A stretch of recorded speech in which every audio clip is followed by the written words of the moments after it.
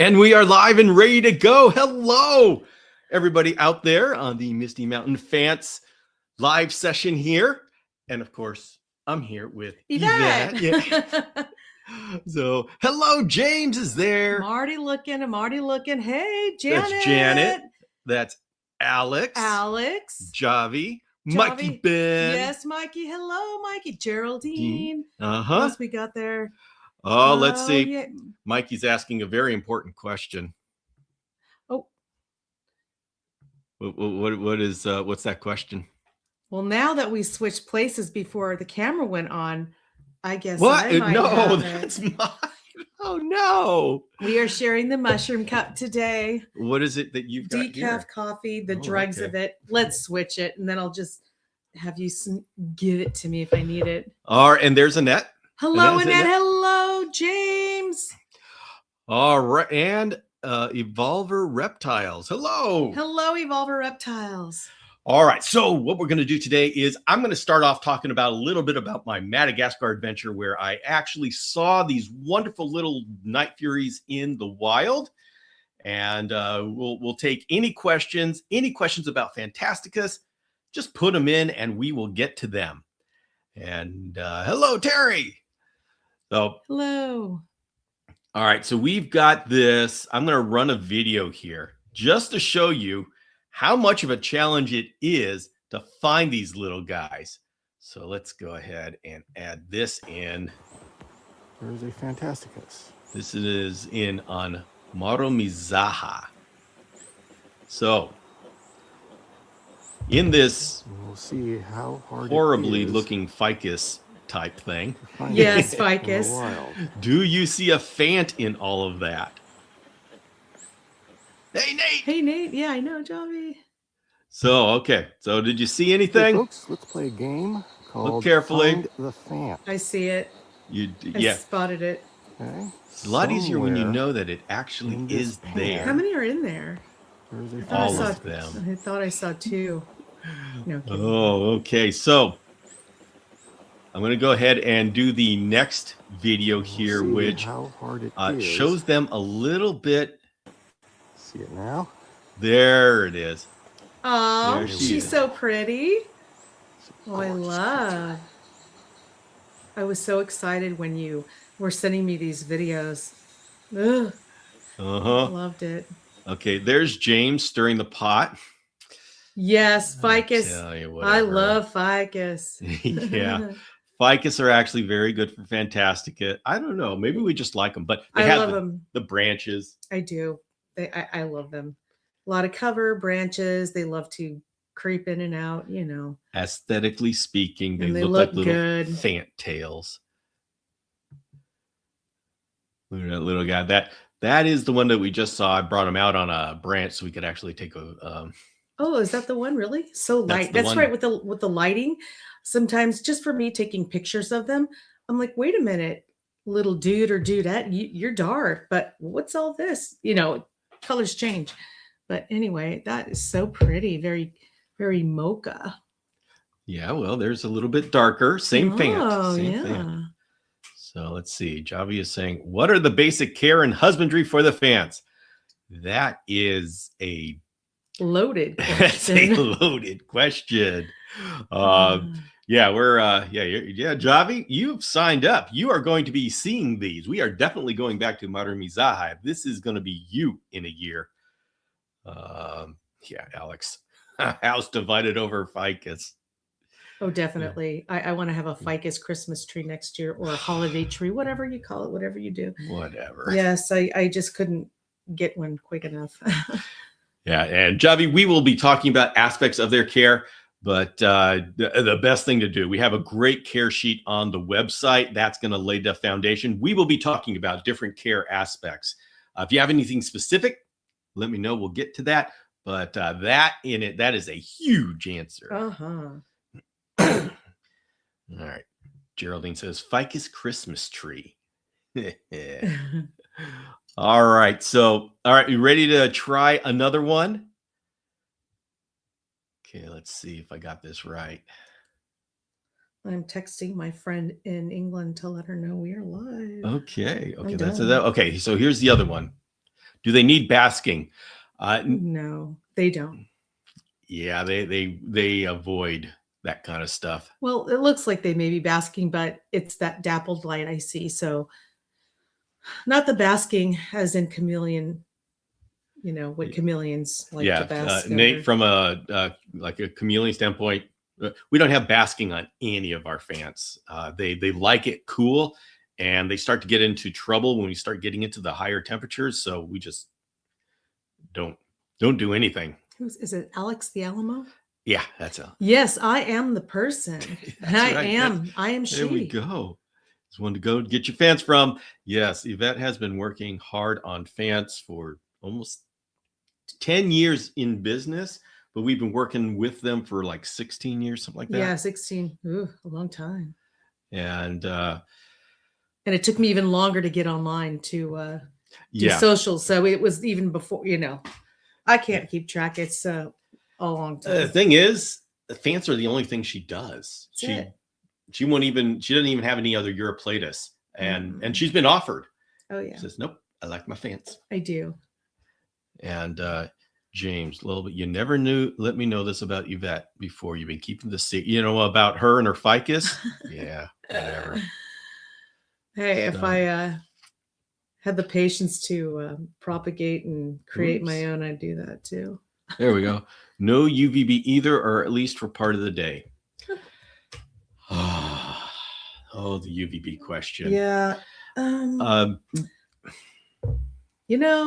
Go ahead. Okay.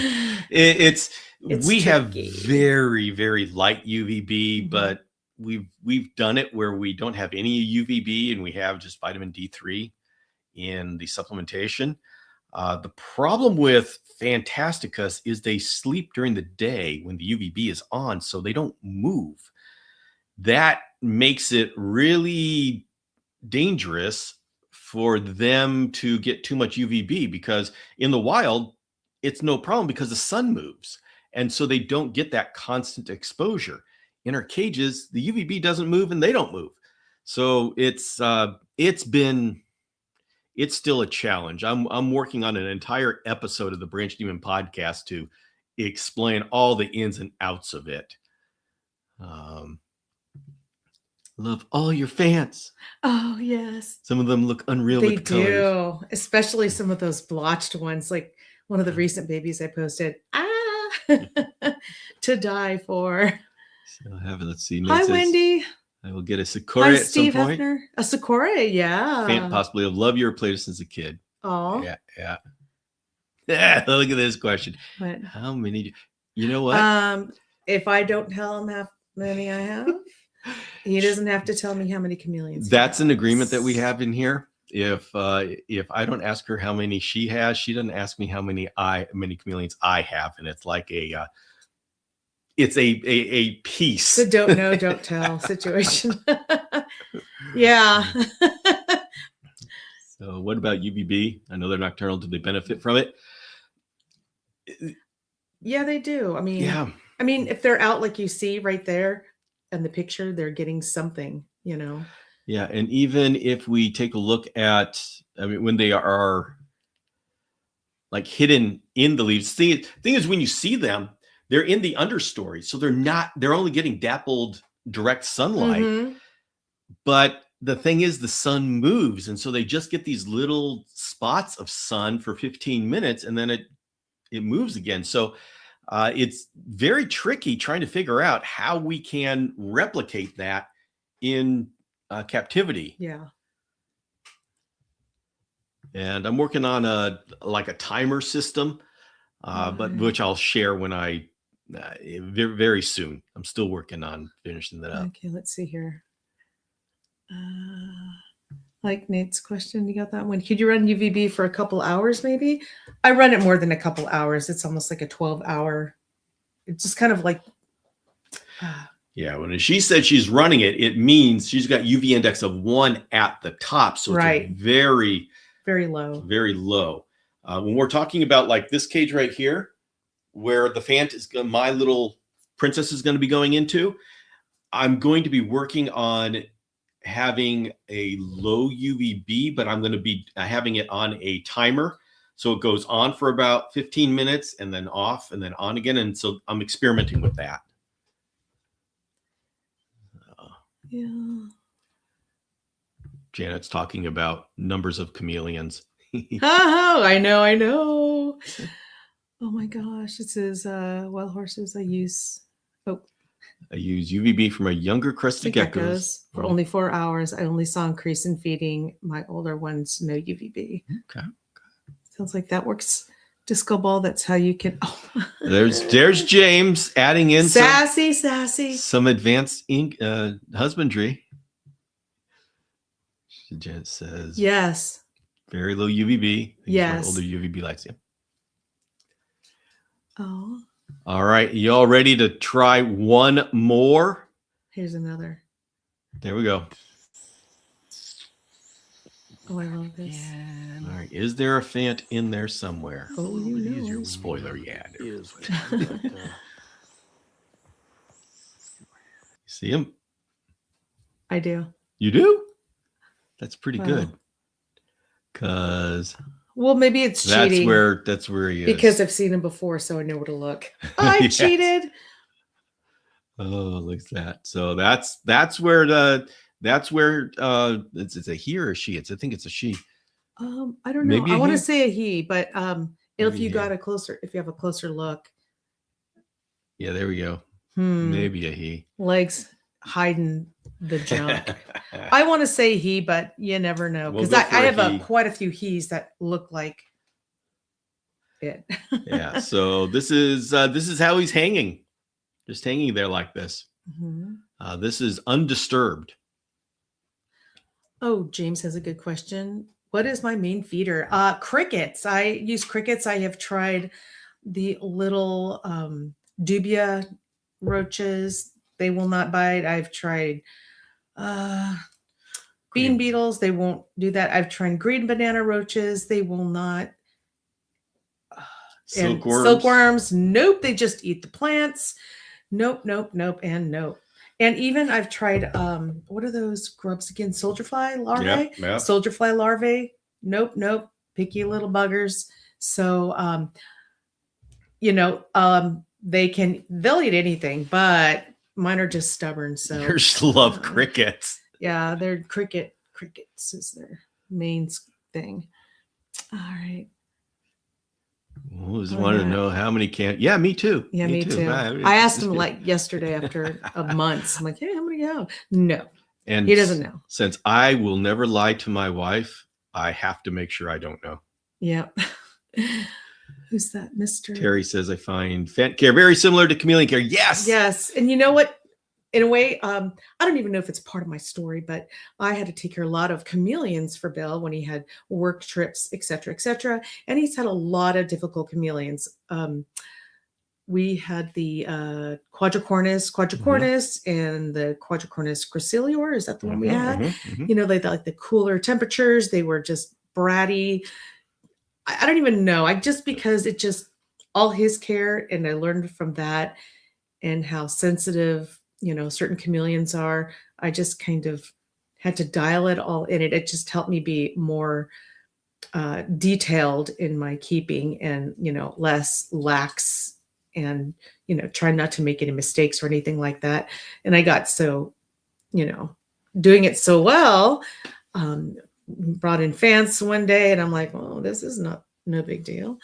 It's kind of the same. And so you are absolutely correct, except minus the basking. So, and maybe supplementation, etc. That kind of stuff.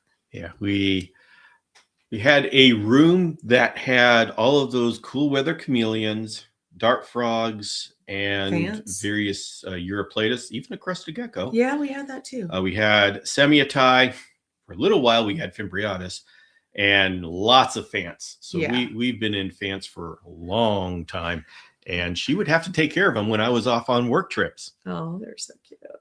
Of course, when I found some babies climbing in there, kind of the keeping the eggs in situ, little surprises. She says, well, make it bigger again. The close-up. You mean this? Yeah, the one we have on there. Yeah. Okay, good. The photo. I want to see the wild Phant in the tree again, please. The wild Phant in the tree again. Okay. This one? Or this one? I'm going to go with this one and see if that's what she means.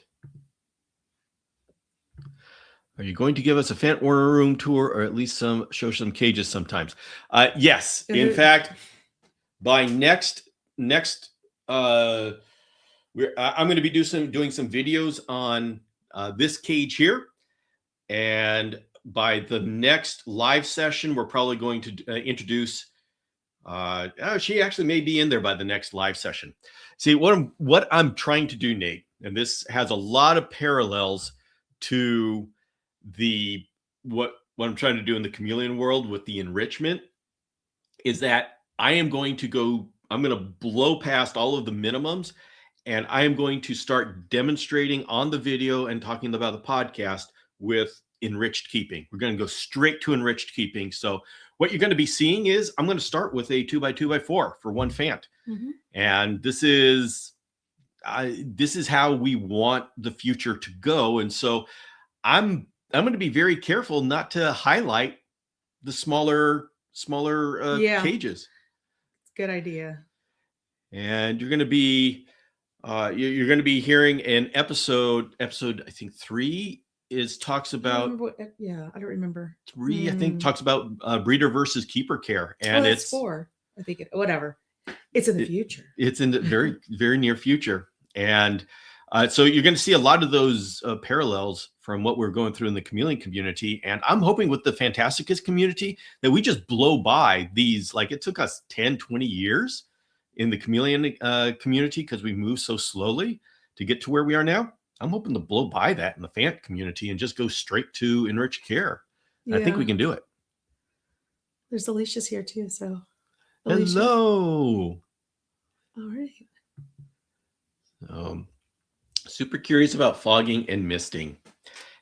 Yes. Yeah. We've had one with, well, anyway, go ahead. You've had, anyway, the fogger situation. I do this with my Phants now, and I'm going to be sending it up for this cage here. The thing about the fogging is, once again, it doesn't look natural. That's not how fog rolls in and rolls out. It's not like that coastal fog. Doesn't come in like a column. And we have this problem with chameleons, but the problem is that Phants are awake when we're fogging. And so they're looking at this thing like it's something out of a Stephen King novel. I was going to say Bodega Bay. Yeah, the birds. So we've got to, what I do is I use the method where I put the column of fog and I direct it towards the potted plant. And so the potted plant disperses it so it doesn't look like this monster coming out. I know. Janet saying, I have a 2x2x4 for my tokay gecko. He loves it. I don't even know how big tokay geckos are. Oh, they get pretty sizable. Wow. Yeah, not like our little dainty Phanties. I'm like sitting here with my phone. I want to look up what a tokay gecko looks like. But I think I know. Yeah. So there is a little bit, a lot of the care is the same as for chameleons. A lot of us here are from the chameleon community. Yeah, I consider myself from the chameleon community. That was my first start. I was actually a chameleon breeder. Hello. Oh, that's right. So you really set me up there. The difference is that they're around at night, and so they experience it differently. Like UVB and fogging, you have to come at it from a different aspect. But James, you were there. You were there when we were finding Phants and we were finding chameleons next to them. The shamrock chameleons right next to the Phants. Mm-hmm. The Malthae right next to Phants. Literally with this Phant right here, this was on actually near the trail, and when you can find the Malthae just a little bit down. So, Nate, you're keeping Malthae. They come from the exact same area as the Phants, and like the Malthae, they're at the same. If you talk about leaf same litter level? all the way to the top of the canopy, yeah, they're the same level. Boy, he's pretty good. He's camouflaged rather nicely. Yeah. I guess I'm going to say he right now, just so I don't have to keep going back. Yeah, we're going to go with he. Yeah. So. Because he'll be fogging while they're awake. Says that's exactly what I was wondering because you'll be fogging. Yep. Yeah. And they look at that and they say, what the heck is that? Because, and guys, when you were in Madagascar, did you see fog rolling in at night? Oh my goodness, yes. Okay, so I probably asked him, but I keep forgetting. He's so many adventures out there. Yeah, well, like we saw them at Ranamafana and Mari Mizaha. And Ranamafana, I mean, you know what? Let me see. Give me a second, everybody. I'm going to pull up what it was like in Ranamafana. Let's see. I want to go to 2025. Give me a second because, of course, I'm going to pick out the James photo because absolutely perfect. Let's see. James knows exactly which one I'm talking about. There we go. There we go. Uh-oh, here he goes. Dun, dun, dun, dun, dun, dun. Here, I'm bringing it up now, everybody. So this here is James in Ranamafana. This is one place where you could find the Phants. Okay, and so all of the Phants that I just showed you in Mara Mizaha. Wow. I'm looking at this before he puts it up. Yeah, let me pull that up. He does it so fast. This would take me like an hour to figure it out. Not really, but you know. Yeah, let's bring that up because you'll all see here. Okay, we got James here. So there you go. That is what we walked down in, and that's where the Phants are living. That's incredible. Yeah. So they are. The thing is, and this is the challenge that we have with Parsons chameleons and these other chameleons that come from this area, is that hydration is all around them. They live in hydration, and they're not used to having to go and find water because it rains, it fogs, it's high humidity. It's just all around them. Mm-hmm. James had a good question. James had a good question. I think he had a question. Wonder how well a Phant would do in a Parsons enclosure. I don't have an opinion on that. Well, it would do great as long as the Parsons never saw it. Exactly. So yeah, cohabitation is not a good idea. That's probably not what you were talking about. Conditions wise, perfect. Yeah. Yeah. If you can keep Parsons chameleons, you are definitely able to keep a phantasticus.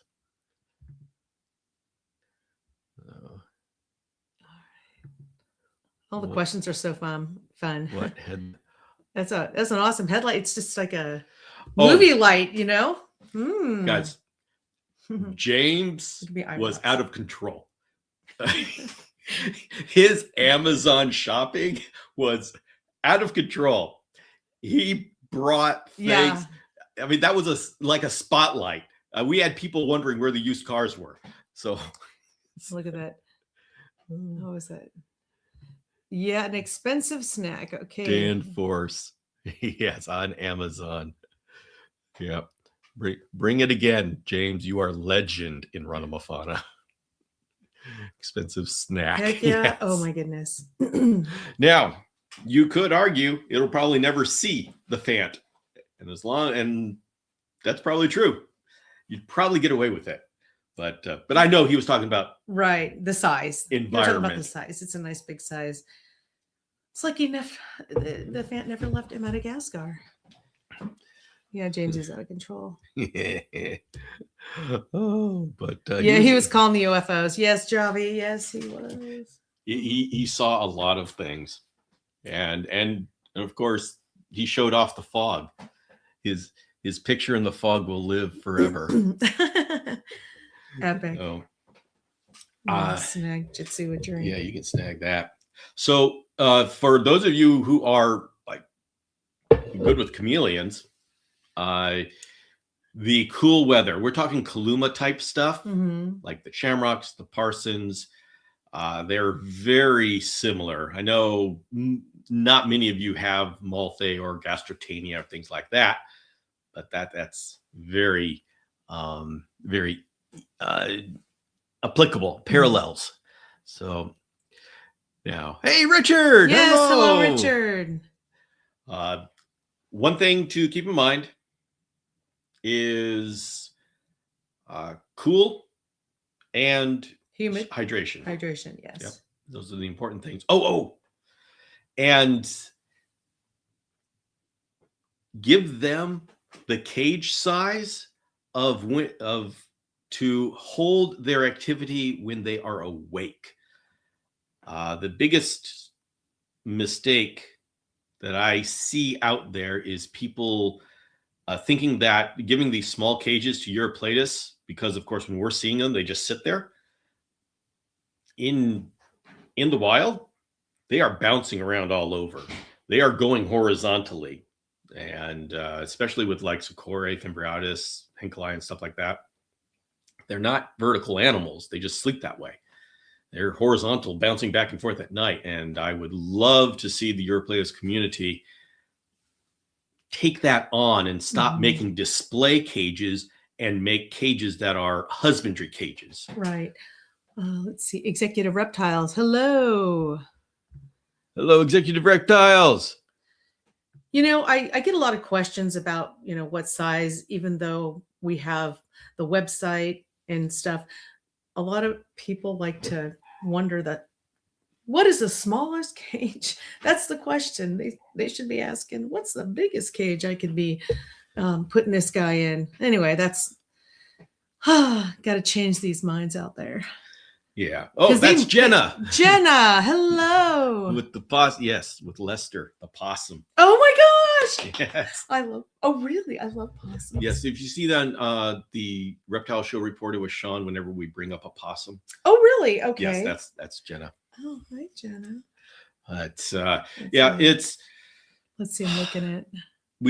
I mean, you hear me talking about this. We've been talking about Gen E, or the enrichment. And this is what I hope through the podcast, through the videos that we're going to be putting on this channel, through this live session. I want to change that mindset. Instead of what are the minimums, Yeah. let's say what are the maximums? What's the maximum we can give this creature? Right. And because they're so small, it's very cool, because instead of thinking, oh, okay, I can have a smaller container for this, go, I mean, a 2x2x4, we have room for a 2x2x4. Put a Phant in there and then watch them at night. They got places to bounce around. Yeah. Oh, I'm so consumed with the right now the comments, so I just keep looking. Well, over. yes. I love it. They're asking about sharing the mushroom cup. Well, it's really hers. It's fine. And so I was just stealing it for the other live sessions, but now she knows because she watched the live session. Yeah. And he kind of clued me in on it, and I thought it was kind of so funny. I didn't know there was a whole legend behind it and a story and a lot of lore. Lore. You're saying naturalistic? Okay. Definitely naturalistic. Yes.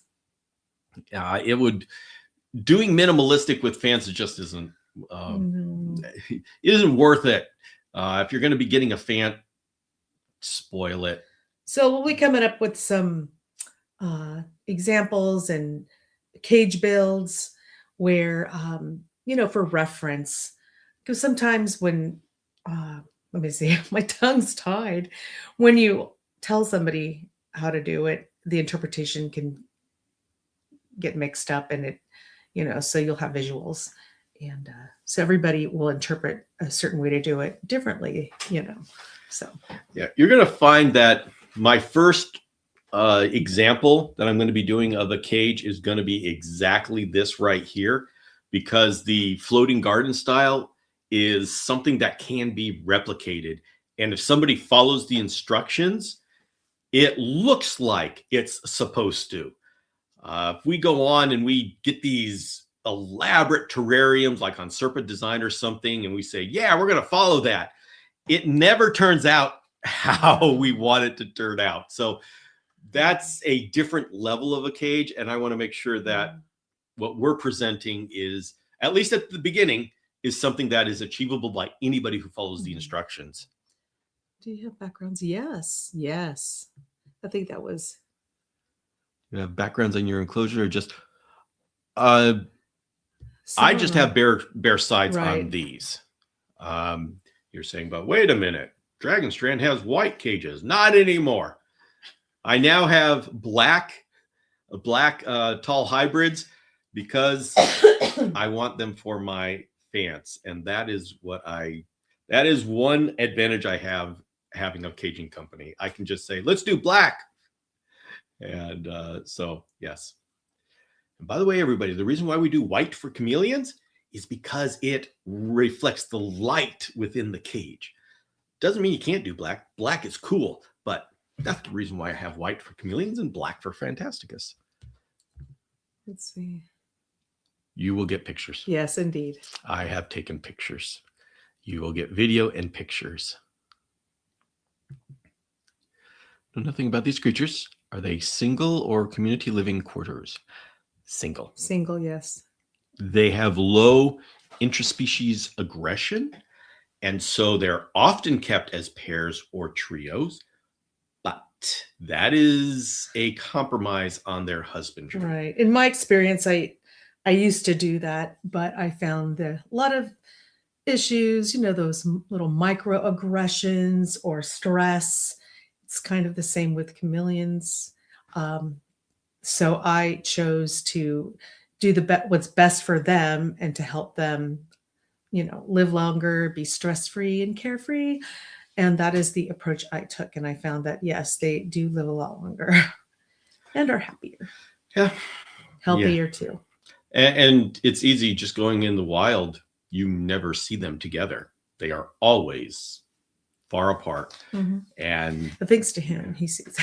Yeah, well, that's one of the first things I asked him. So, were they all together or not? Mm-hmm. No. Okay. Would they benefit from cork sides for more bouncing surfaces?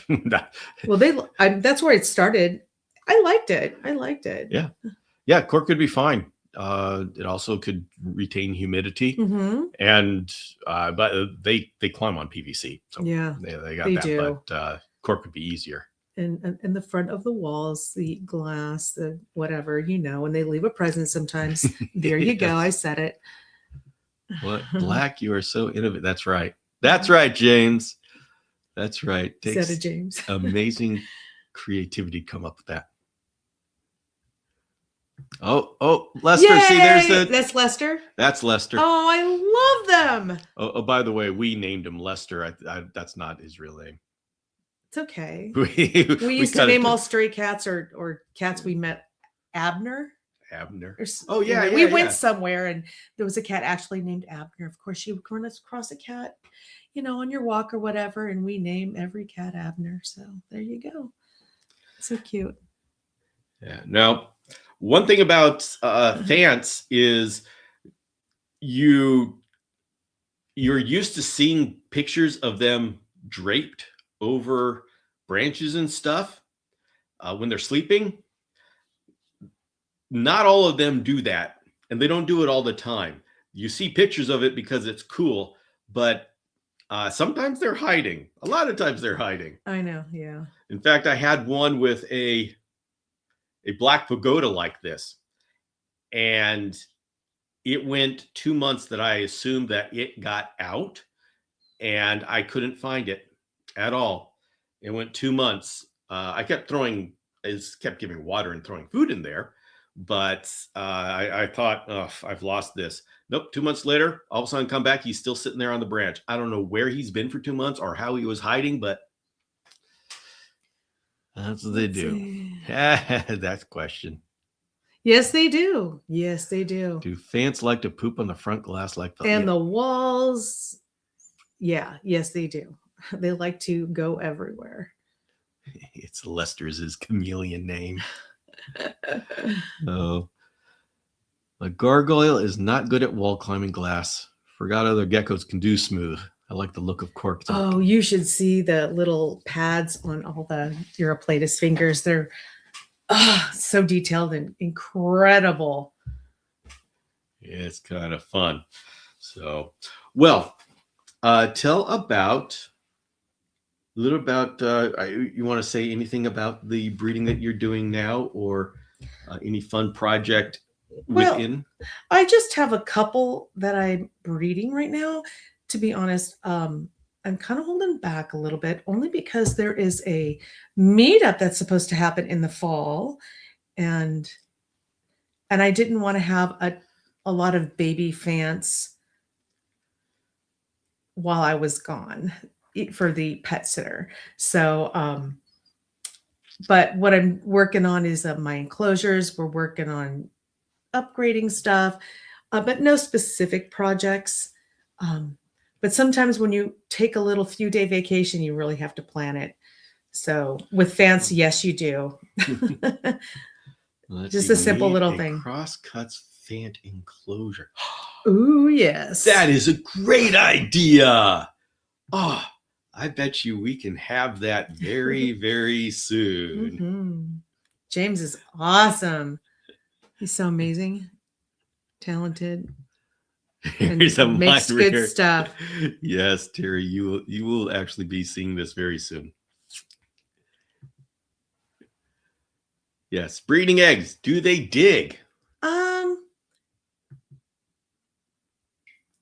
Kind of, but you usually find them under the leaves. What they do like to do is they'll find a place under the leaf litter and they'll lay their eggs, and they like to roll them to kind of get them all dusty. And then they just leave them under the egg litter. They don't really dig them like a chameleon. Oh, yeah, you got to dig way down for that. So, but they're hidden. They don't really lay them on top of anything. But if it's a dud, of course, they'll just drop them wherever they are, like these gooey little things, when you see a dud. But they'll lay them, they'll roll them, and they'll keep them under the leaf litter, rehashing, and they'll just kind of move away. They'll just go back. That rolling? I don't know. And sometimes I'm like, oh no, where's the Phant? I'm looking for the Phant, and she's the mama, she's under the leaf litter. I'm like, ooh, I kind of interrupted her. Put that leaf litter right back on her and move right along. Because sometimes I like to, like to see where they're at, see if everything's okay. Well, she's doing her good girl business. So good mama, little mama. Yeah, we don't normally see them running around on the ground, but if they are on the ground, give some privacy. Yep. And I don't handle unless I absolutely have to, I will never handle the females that are breeding or gravid or could possibly be holding eggs. It stresses them out so much. Who else? Nate says, so do they have infertile clutches if you don't breed them? Yeah, they'll lay duds. Is that what it means? Yeah. They'll lay duds, and you'll know it usually. How common is that? So if you have one and you only have a female, is there you get when she's of breeding age or ready, she'll just drop her duds like every 30 to 45 days, and sometimes she does it, sometimes she doesn't. Yeah, they're kind of like these little gooey things. She'll plop them on leaves. She'll just kind of drop them wherever she wants. That's it. Do you have to give females any special care because of that? I do. I'm always giving him just a little extra dusting of calcium. That's pretty much it. I don't feed some out there.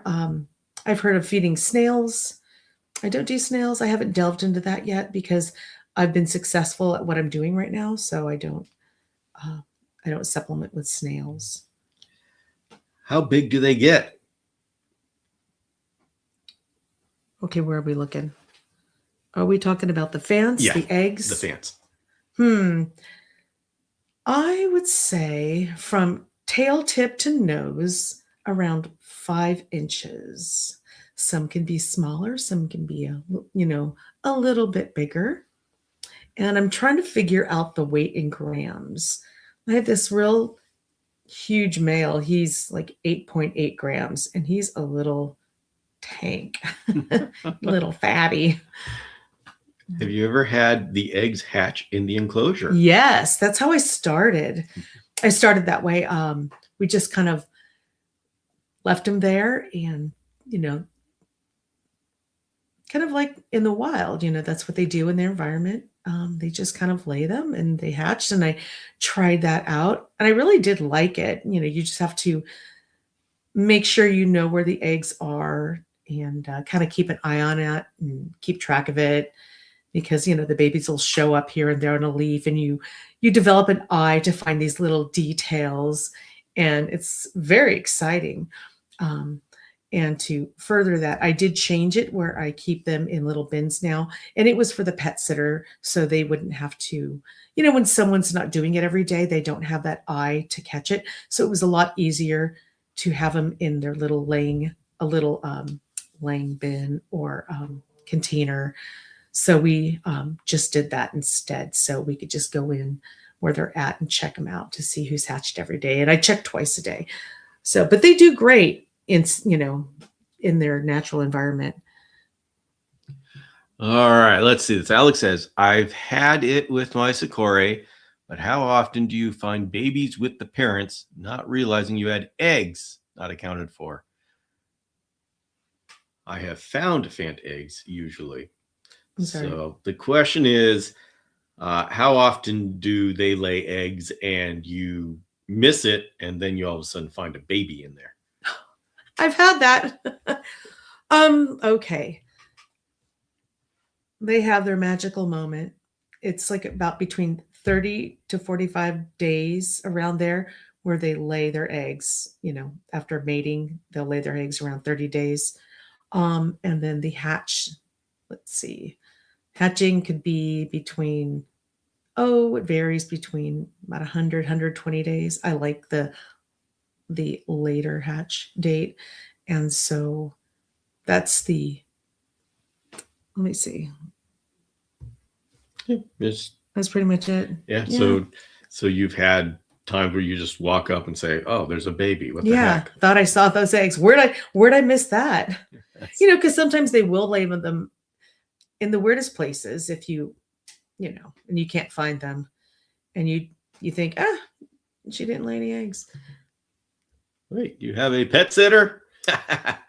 Yes. Also, my sister, when she is able to, she is a teacher. My sister Suzanne is phenomenal too. She is so good.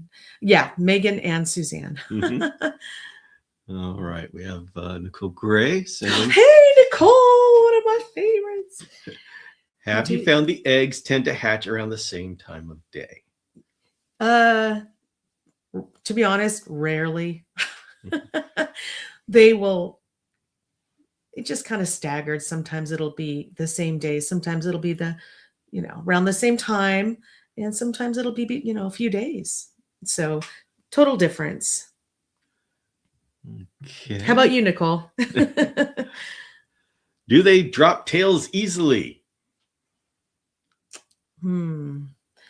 If you don't know, they will drop them easily under circumstances, stressed out, or even loud noises. If you drop something on the floor, like really loud, there could be a Phant that would just be alarmed and just drop their tail. Also, if you're handling, there's so many instances, like I said, they'll drop it. That's trying to help a shed, take a shed off, they could drop it. So you just have to be really careful. They're super sensitive that way and very, testy. Yeah, it's one of those things where they don't look for excuses to drop their tail, but if there's something that's traumatic in their definition of traumatic, a defense mechanism too, to get away. If somebody's grabbing, they'll think, oh, I could drop my tail, and so they can get away. But it's just like the stress that it happens, like a loud noise or something. Most of them, no problem. But of course, there's one who says, okay, that's it for me. I'm dropping my tail. Yeah. Why did you drop your tail? Yeah, I understand the loud noises and stuff too, though. It's just yeah, but what is the I guess if the loud noise means a predator is there, you drop the Yeah. tail, so he goes after the tail. I guess I've had one where when you have so many things you don't know which one it is, but I've had one, where I tried to change the enclosure. I was upgrading it, cleaning out the plants and go to put it back, and they were just so annoyed that I was handling them that they just dropped their tail. Thank you very much. Thank you very much. That's one reason why part of the enrichment is to remove all of these stress points.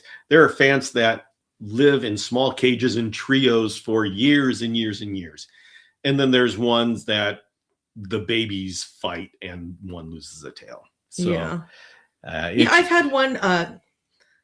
I keep the babies all separate too. I had a little pair I kept together just very temporarily. And one of them just kept climbing over the other one, just like a little turd.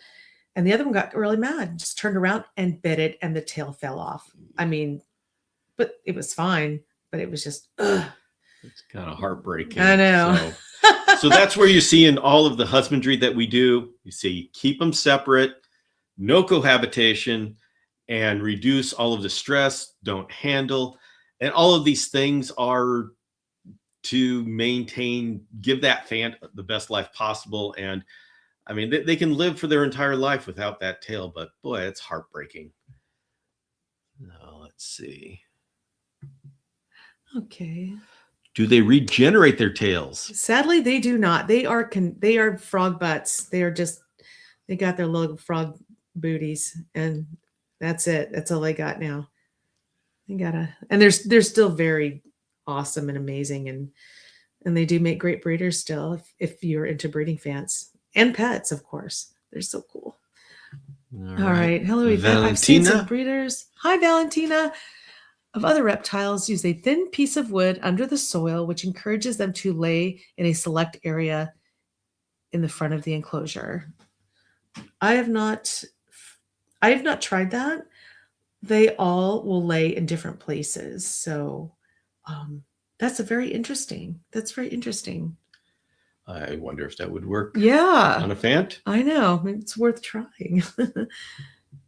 Okay. Let's see. Nicole says, I found the reason why we read these questions is because some people just listen to this while they're doing other things. And so I always read the question. Yeah. By the way, Nicole is in England, Europe, and she is really awesome. I found a few of my eggs. I found a few of my eggs would tend to hatch more in the early evening around when sun would go down as the lights have gone out, but didn't really see any hatch in the middle of the day. You know what? Okay, I get it now. Yes. During the times that I checked for the eggs in the morning and the evening, they would hatch as the sun goes down, even though they don't see the sun go down, or I would come early in the morning and there would be eggs. Never in the middle of the day, because I'll go and check during the middle of the day and there's nothing. They got nothing. So that's very exciting, though. Yeah, I see a very common thing there. All right. James has got an important question. Do you have one named Frog Butt? No, I should. Because I think I'm stealing that name. You should steal the name. I love it. Oh. For how long do you pair them for breeding? Because I personally just do a week, just a week. And that's if I don't see any magic happening. I'll keep them a few days to a week. That's pretty much what I do. So, and then if nothing happens, I'll put them back together. It's just a preference. All right. Wendy is saying, I mostly listen. I believe Wendy's in the UK as well. Oh, hi, Wendy. I'm feeding my scorpions at the moment. Yes. So it's people like welcome, Wendy that we read these things for. Oh. And it's late over there right now. I went and checked. Oh, what time is it? It's like almost 10 o'clock, I think. Oh, wow. I Googled the time. I think it's around 10 o'clock. Thank you all for staying up. So, okay. Yep. Okay. That was the last By one. the way, Bill's a talker. I'm just kind of like the. This is what I do. Anyway, I'm working on the video for this one. Let's see if we can. I'm going to move this a little Okay, bit you go so do they can that. see. As you can see, look at. I'm going to work on. Oh, I'm switched. Yeah, we're going to see. There we go. So I'm going to be. Is it right here? Yeah, it's this one. Wait, this one right here. Or this one? And I got those branches going all over. Got to put in a couple more branches in there. And they've got this black pagoda right there. And coming up from the bottom, this Aurelia. Now, I haven't decided if I want to do this bioactive. How many do I really need? Isopods. I don't.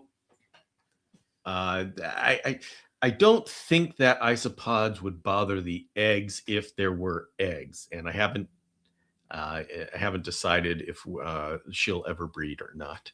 Yeah. And by the way, if she does, I already have her man picked up.